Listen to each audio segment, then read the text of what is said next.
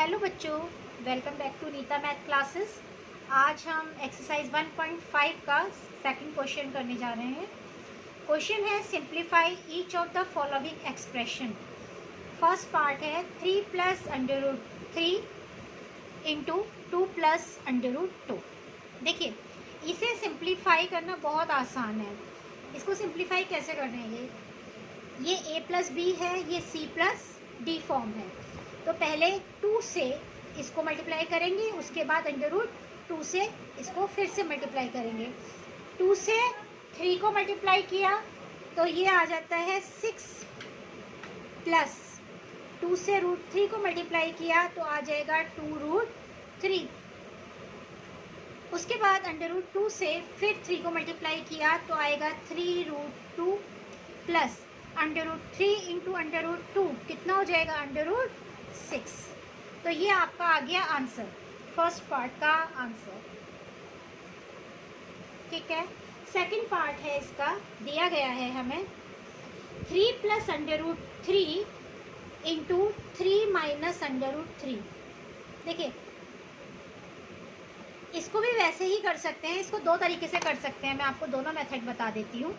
आप इस नॉर्मल तरीके से करेंगे तो 3 3 ज़ा 9 प्लस फिर 3 से रूट 3 को मल्टीप्लाई किया तो 3 रूट 3, फिर माइनस रूट 3 से 3 को किया तो माइनस 3 रूट 3 और plus minus minus root 3 into root 3 क्या हो जाएगा? 3 माइनस 3। ये प्लस माइनस है, सेम नंबर है, अपोजिट साइन के साथ हैं तो कैंसिल हो जाएंगे। हमारे पास क्या बचेगा? 9 माइनस 3 और 9 माइनस 3 की वैल्यू आती है 6। ये हमारा फर्स्ट मेथड हो गया। आप इस मेथड से कर सकते हैं या सेकंड मेथड में आपको बताती हूँ। देखिए, अगर आप इसको देखते हैं 3 प्लस रूट 3 और 3 माइनस रूट 3 को, ये एक नंबर है a, ये है b। अगर आप इसे a मानते हैं और ये से b मानते हैं, वही सेम नंबर फिर से यहाँ पर है और वही सेम नंबर यहाँ है, यानी कि ये फॉर्म हो गई a प्लस बी और a माइनस बी की। ठीक है, a प्लस बी और a माइनस बी को जब आप सॉल्व करते हैं तो इसकी आइडेंटिटी की वैल्यू आती है a square minus B square. ये आइडेंटिटीज़ आपको लर्न करनी पड़ेंगी, आने वाली क्लासेस में आपको इसकी बहुत ज़रूरत पड़ेगी। तो मैं अभी से आपको थोड़ा हिंट देना शुरू करती हूँ ताकि आपको आने वाली क्लासेस में कोई प्रॉब्लम ना हो। देखिए, a plus B into A minus B, इसकी वैल्यू आती है a square minus B square. a की वैल्यू कितनी है? 3 और b की वैल्यू कितनी है? अंडर रूट 3, यानी कि 3 स्क्वायर माइनस अंडर रूट 3 का स्क्वायर। 3 का स्क्वायर कितना होता है? 9। अंडर रूट 3 का स्क्वायर कितना होता है? अंडर रूट 3 का मतलब हो गया under root 3 into under root 3। ठीक है, तो इसकी वैल्यू की ये अगर आप सॉल्व करते हैं तो इसकी वैल्यू क्या आती है? 3। क्यों आती है ये भी मैं आपको समझा देती हूँ। देखिए, अंडर रूट 3 का मतलब होता है 3 की पावर हाफ, और इस अंडर रूट 3 का मतलब भी हो गया 3 की पावर हाफ। ये आप आगे पढ़ेंगे अभी नेक्स्ट एक्सरसाइज में। जब बेस सेम होता है तो पावर ऐड हो जाती हैं, तो 3 की पावर हाफ प्लस हाफ कितनी हो गई? 1।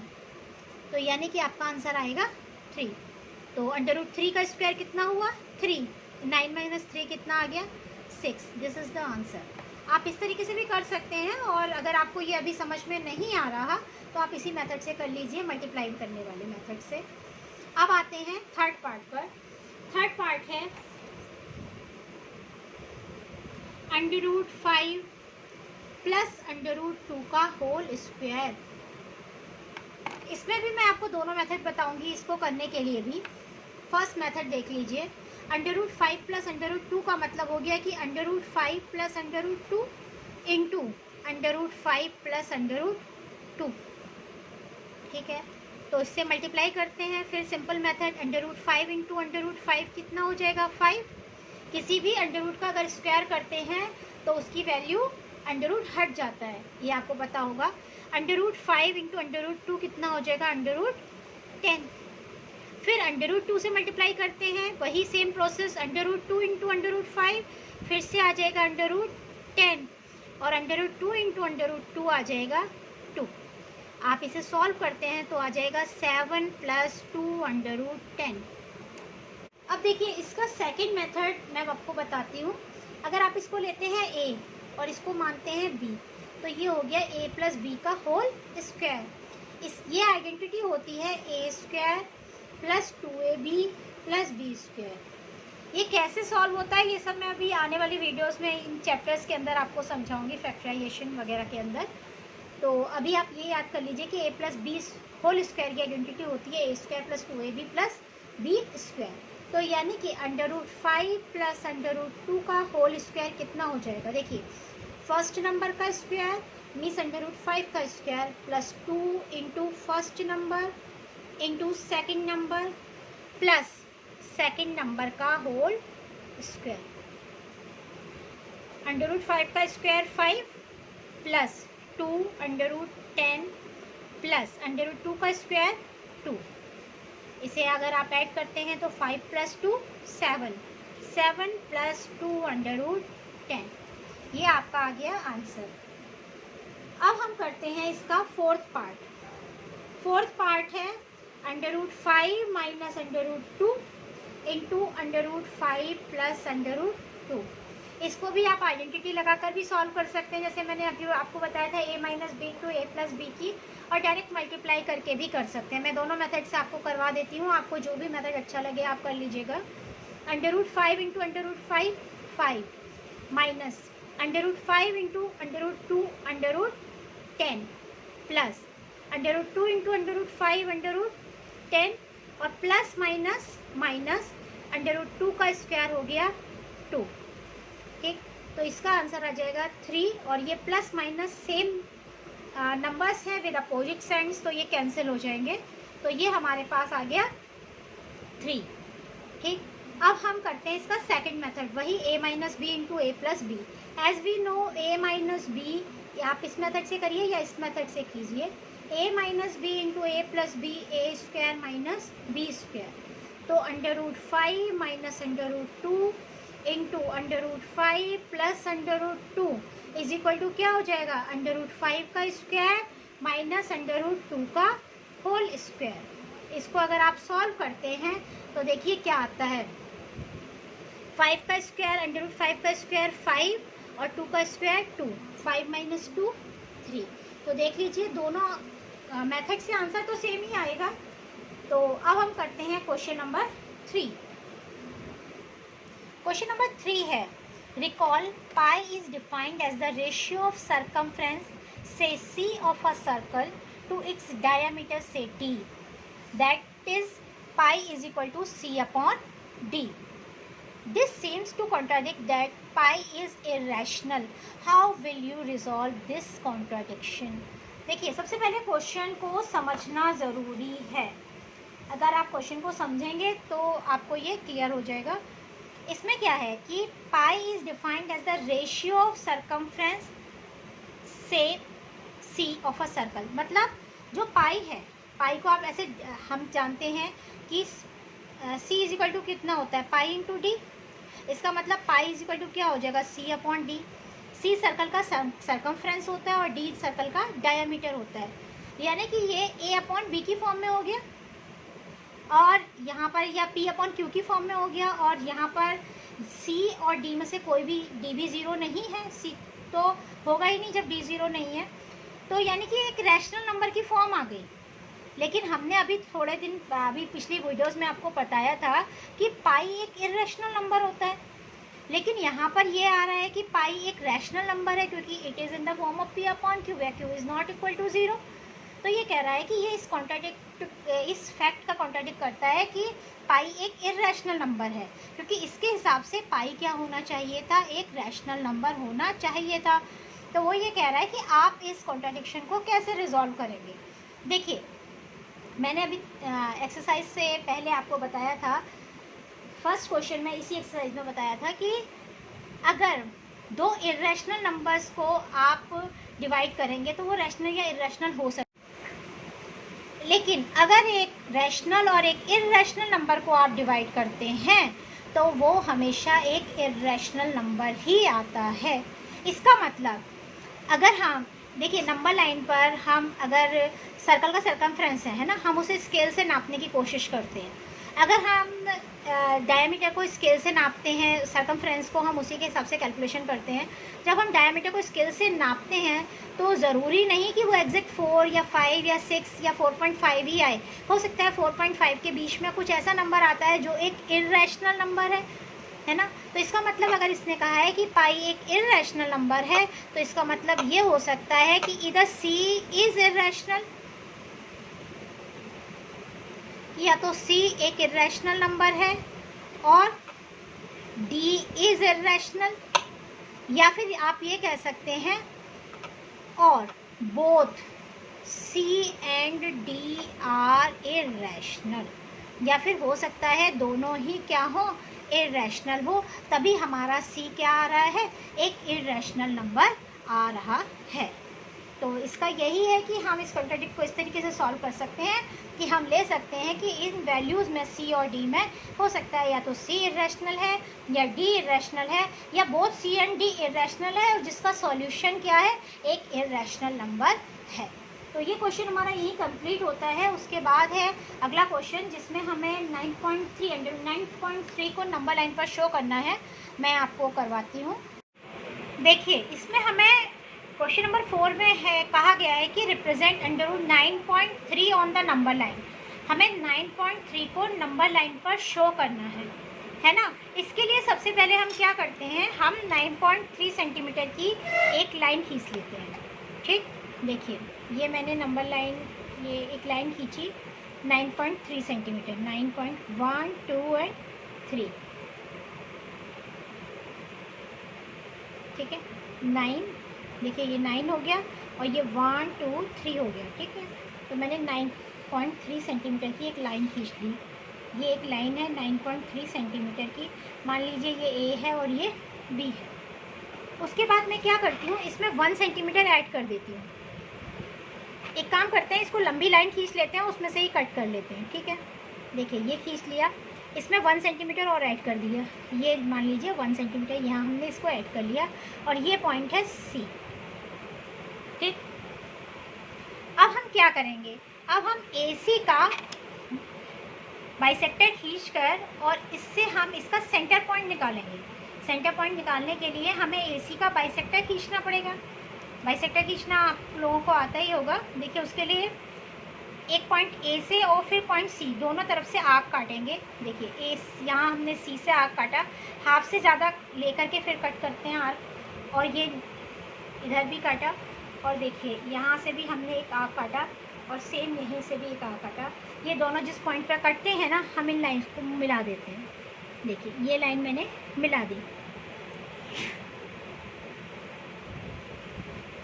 ये लाइन AC को जिस पॉइंट पर कट कर रही है, हम मान लेते हैं ये पॉइंट है O, ठीक है। ये पॉइंट है O। अब हमें क्या करना है, अब हमें सबसे पहले OC आर्क लेकर के, OC की रेडियस लेकर के एक आर्क लगाना है ना। तो OC रेडियस ले लीजिए या OA रेडियस ले लीजिए। देखिए मैं OC रेडियस लेती हूँ, जितना भी है OC उसको लेकर के, ये देखिए OC लेकर के और हम एक आर्क लगाएंगे, ठीक। देखिएगा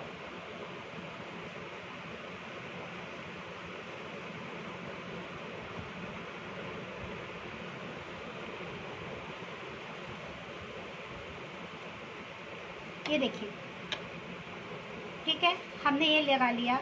अब हम क्या करते हैं, हम B पॉइंट पर 90 डिग्री का एंगल या एक परपेंडिकुलर ड्रॉ करते हैं। परपेंडिकुलर आप एंगल बनाकर भी ड्रॉ कर सकते हैं, और अगर आप एंगल बनाकर नहीं लेना चाहते तो आप सिंपल एक लाइन खींच सकते हैं सीधी।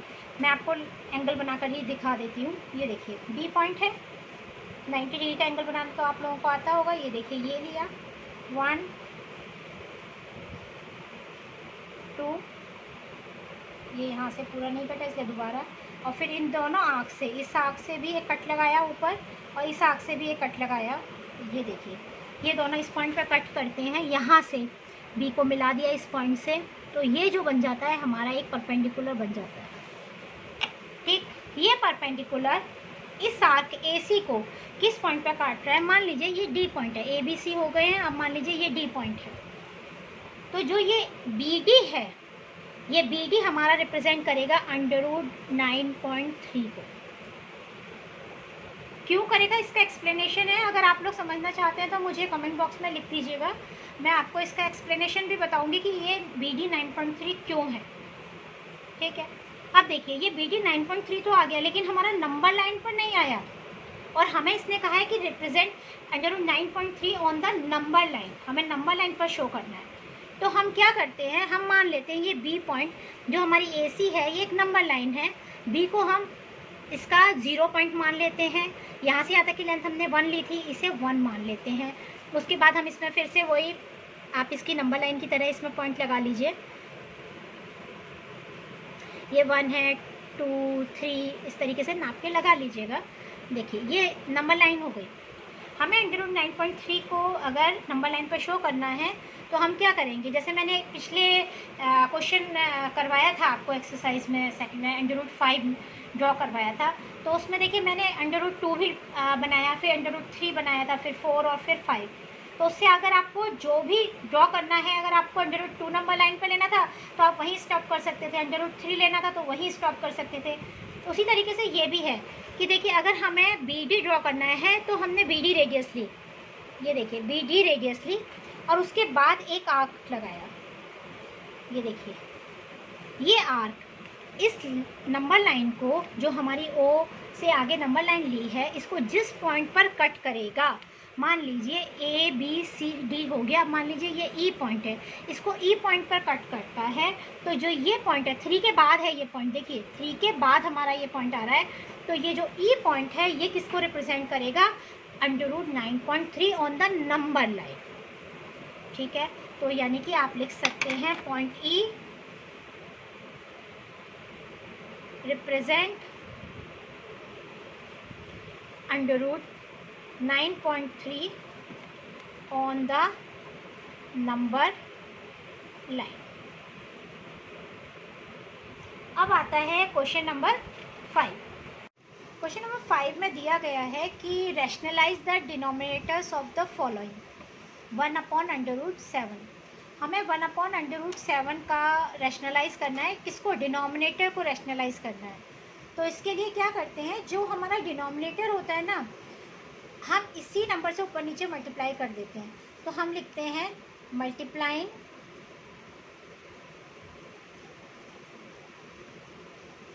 Numerator and denominator by √7।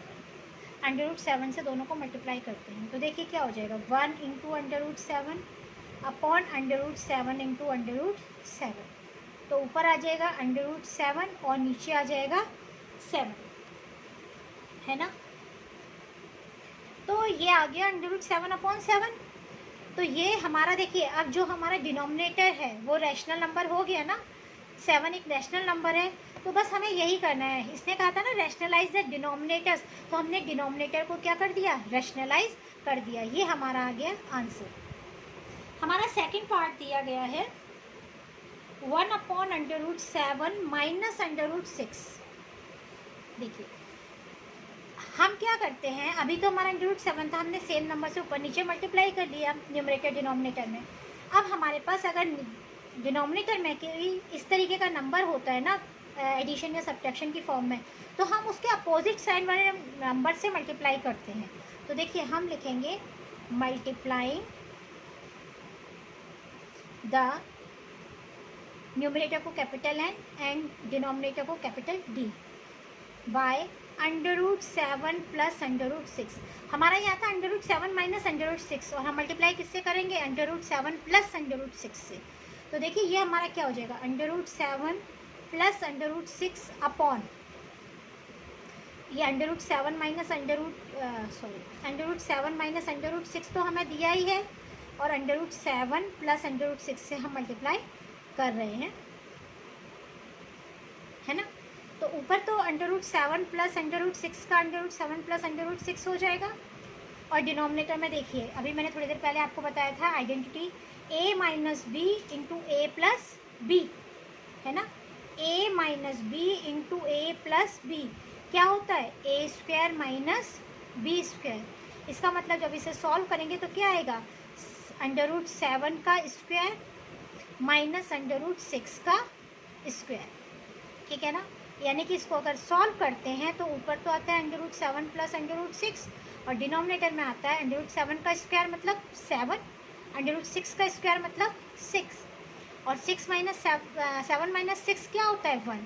तो ये हो जाएगा √7 प्लस √6 अपॉन 1, यानी कि आपके पास आंसर क्या आया √7 प्लस √6। ये आपका आंसर आ गया, ठीक है। अब हम करते हैं इसका थर्ड पार्ट। देखिए थर्ड पार्ट हमको क्या दिया गया है, हमें कहा गया है 1/√5 प्लस √2, ठीक है। मैंने अभी बताया था कि नीचे जो भी साइन होता है एडिशन या सब्ट्रैक्शन का, उसके अपोजिट साइन से ही हम मल्टीप्लाई करते हैं। तो इसमें हम किससे मल्टीप्लाई करेंगे, √5 प्लस √2 है तो हम मल्टीप्लाई करेंगे √5 माइनस √2 से। तो हम लिखेंगे multiplying the numerator and denominator by √5 minus √2, ठीक है। तो ये हो जाएगा √5 माइनस √2 अपॉन √5 प्लस √2 दिया है आपको, √5 माइनस √2 से हम मल्टीप्लाई कर रहे हैं। ऊपर का नंबर तो एज इट इज़ रहेगा क्योंकि ये इसके साथ कुछ मल्टीप्लाई डिवाइड के लिए नहीं है। नीचे फिर से आइडेंटिटी लगेगी a प्लस बी और a माइनस बी की, तो ये हो जाएगा a square minus B square. जब आप इसे सॉल्व करेंगे तो ये आ जाएगा √5 माइनस √2 अपॉन √5 का स्क्वायर 5, √2 का स्क्वायर 2, यानी कि √5 माइनस √2 अपॉन 3, ठीक है। तो ये हमारा आ गया इसका आंसर थर्ड पार्ट का। अब आते हैं हम फोर्थ पार्ट पर। फोर्थ पार्ट दिया गया है हमें 1/√7 माइनस 2। फिर इसमें वही है, नीचे √7 माइनस 2 है तो हम न्यूमरेटर डिनोमिनेटर को किससे मल्टीप्लाई करेंगे, √7 प्लस 2 से। तो लिखिए multiplying n and d by √7 plus 2। तो ये क्या हो जाएगा, देखिए ये हो जाएगा √7 plus 2 upon √7 minus 2 into √7 plus 2। ऊपर का नंबर एज इट इज़ रहेगा और नीचे देखिए a minus B A plus B, यानी कि a का स्क्वायर माइनस b का स्क्वायर। तो ये हो जाएगा √7 प्लस 2 अपॉन √7 का स्क्वायर क्या होता है 7 और 2 का स्क्वायर 4, तो यहाँ पर क्या बचेगा 3। तो ये हो जाएगा √7 प्लस 2 अपॉन 3। ये हमारा आंसर हो जाता है फोर्थ पार्ट का। तो आज हमारी ये एक्सरसाइज 1.5 यहीं पर कंप्लीट होती है और नई एक्सरसाइज में फिर आपसे मिलते हैं। तब तक के लिए stay safe, stay healthy and thanks for watching Neeta math classes.